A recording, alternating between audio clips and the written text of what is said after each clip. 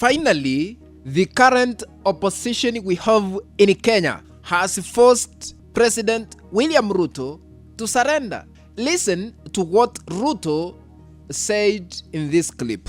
Na huyu askofu vile nimesikia ni mtu wako na bahati kubwa sana, kwa sababu nimemsikiza kwa kirefu. Amesema ya kwamba atastaafu 2037 baada ya miaka 10. Uko na bahati askofu, unajua kupata 10 bila break sio rahisi bwana.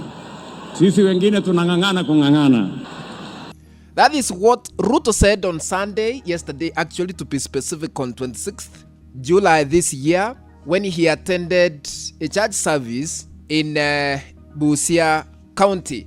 Ruto has admitted that serving 10 years as president in Kenya is something that is extremely difficult to achieve, and that remaining in power requires a lot of struggle, something he says is not easy to achieve when it comes to Kenya's political affairs. I want to put this into perspective so that we can really understand why did Ruto say that completing 10 years in office is difficult.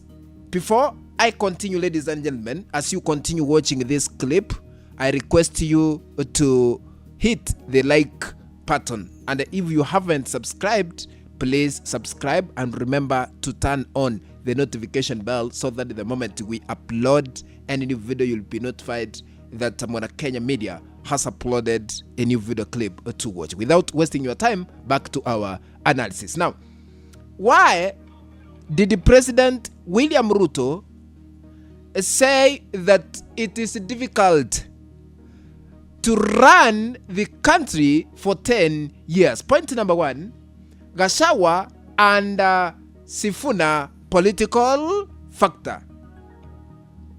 Ladies and gentlemen, as things stand at the moment, Ruto appears to believe that winning the 2027 general election will be difficult. You know, if he loses, he says, according to his sentiments, is prepared to accept the outcome due to the political pressure being mounted against him by two opposition camps that we have in Kenya: the Linda Mwananchi movement and the United Opposition associated with former impeached Deputy President Rigathi Gachagua. Remember, Gachagua has publicly stated that he will, or rather is ready or willing to sacrifice politically to ensure that Ruto serves only one term. At the same time, Nairobi Senator Edwin Sifuna has repeatedly seen in public, insisting that Ruto must go home in 2027 through general elections. Now, these political developments have seemingly made Ruto realize that he could either lose or face a very difficult battle in the next general elections. Number two, why President William Ruto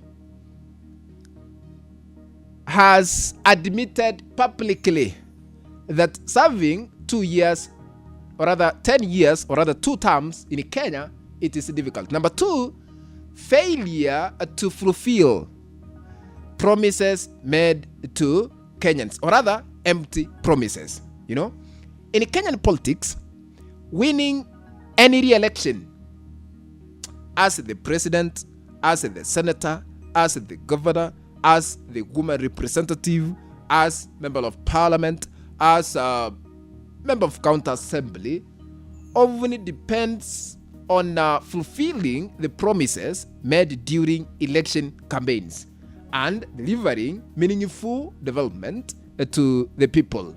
Now, Ruto knows very well that many of his campaign promises remain unfulfilled, and this could affect his chances of being re-elected 2027.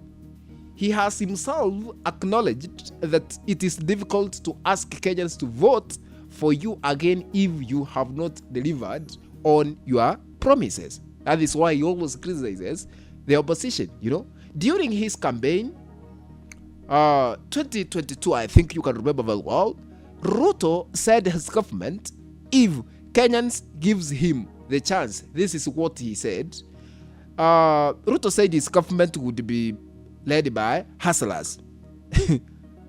Hustlers. Bottom up, bottom up, bottom up.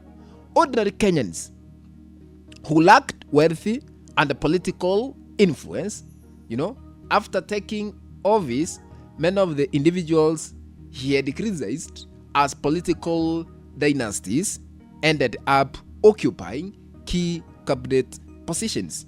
I think that is what you have seen. So I'm trying to give you an example to remind you what Ruto said. While ordinary citizens, such as small-scale traders and the border riders, were largely left out. Ladies and gentlemen, before I conclude, Ruto also promised that women would occupy a half of the positions in his cabinet.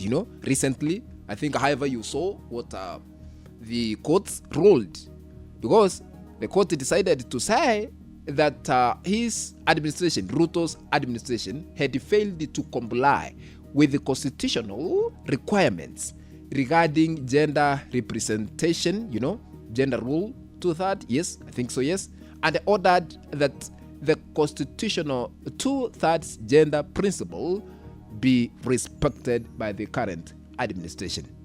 In the year 2022 campaigns, Ruto also promised that Kenyans would be able to purchase cooking gas cylinders for only 300 shillings, To date, as we speak, that promise has not been realized, All these factors are contributing to Ruto's belief that securing victory in 2027 will be difficult, leading many observers, to conclude that he has begun to acknowledge that political challenges are ahead.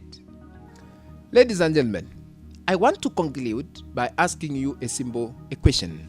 In your opinion, if the two opposition camps, Linda Mwananchi and the so-called alternative government that is under the leadership of former impeached Deputy President Rigathi Gachagua, if the two opposition camps unite behind one candidate, a solid candidate to face in the 2027 general elections, will Ruto win?